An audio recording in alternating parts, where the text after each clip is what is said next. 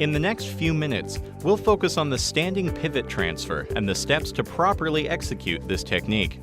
So what is a standing pivot transfer, and when should it be used? A standing pivot transfer requires a client to be able to weight bear on one or both legs. This type of transfer allows client experience to weight bear through their lower extremities. A standing pivot transfer is appropriate for clients who are cooperative and whose performance is predictable. This type of transfer allows the client to build standing tolerance and strength. In order to properly administer a standing pivot transfer, ensure that you follow the 3 stages from preparation, execution, to completion. Preparation is a key component to making a successful patient transfer, and it's important to always start here. This step will ensure that your patient is safe and is ready to be transferred. Always begin by checking the patient's chart to be sure that you are using the appropriate transfer for the patient. Speak with the nurse whom you are replacing or other healthcare providers about the patient's status that day. Determine if you're capable of making the transfer on your own. If needed, make sure that you seek assistance for the transfer. Ensure you communicate with your client where they will be going and what you will be doing, and receive consent. Make sure that your patient is wearing proper footwear. Check your environment to eliminate any obstacles by preparing the space and clearing the paths such as IV lines and catheters. Ensure the patient's hips are higher than their knees. Prepare the surface level equipment such as brakes, foot plates, level of bed, and seat belts. Make sure that you are transferring to a patient's unaffected side using their stronger side as support. If both sides are equal, then transfer to the side that is easiest to access.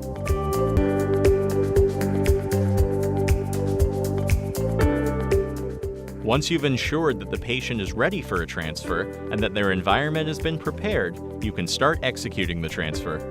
During the transfer, it's critical to be aware of your positioning and exercise the proper body mechanics to support you and your patient. Start off by positioning yourself using good posture, and always stand close enough to your patient with a wide base of support for stability. The patient should be sitting close to the edge of the surface. Bring the client forward on the surface by using one of the following 2 techniques. Lean forward and shift buttocks forward without shearing, or use the hip walking method with or without assistance. Always ensure that you bend well down and shift your weight to the back leg while moving and shifting a patient. You should be able to mirror a patient's movement. Check the patient's positioning to ensure that they are ready to stand. Make sure their feet are positioned well. MTPs, balls on the feet, should be under their knees. Lean client forward so that the center of gravity is over the base of support. Block one knee only. The patient's affected or weak leg should be blocked by placing their one knee between your knees and your feet on either side of their one foot. Be sure not to restrict movement or place knee on knee. Your knees will support the patient knee furthest away from the surface you are transferring to. If they have equal strength, then block the leg furthest away from the surface you are transferring to. Position your arms underneath the patient's underarms and never near a patient's neck. For support, you can place one hand on their lumbar area and the other below the scapula. If a patient needs more support at the pelvis, both hands can be placed at the lumbar area. Lean the patient forward, keeping the center of gravity over the base of support. A patient should never hold on to your neck. Instead, encourage them to push off the surface. If necessary, have the patient loosely hold on to your upper back.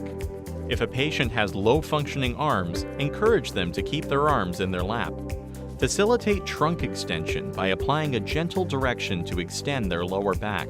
Bring the patient to a standing by leaning them forward and counterbalance with your own stand. Give your patient some space to move forward during the stand by leaning back as they stance.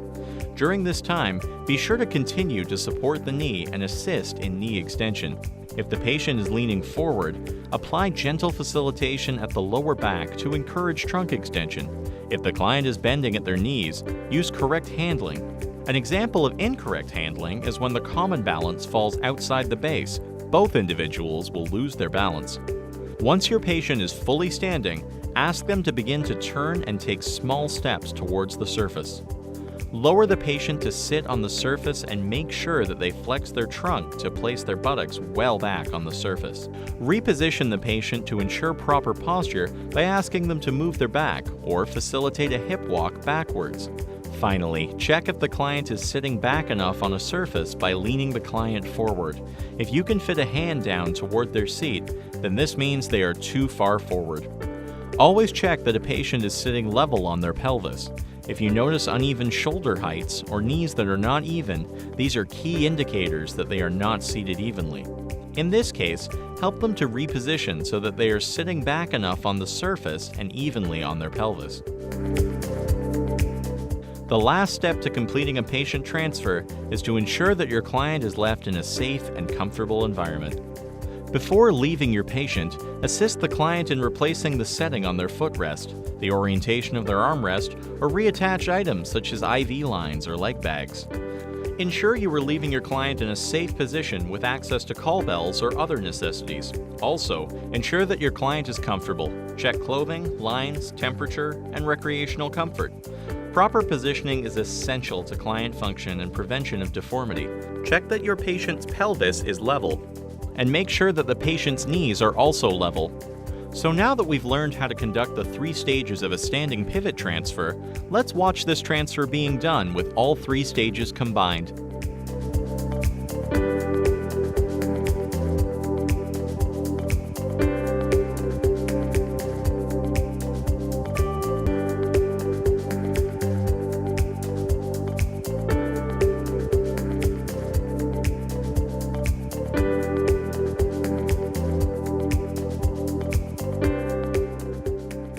After administering a transfer, it's always good practice to perform a self-assessment check.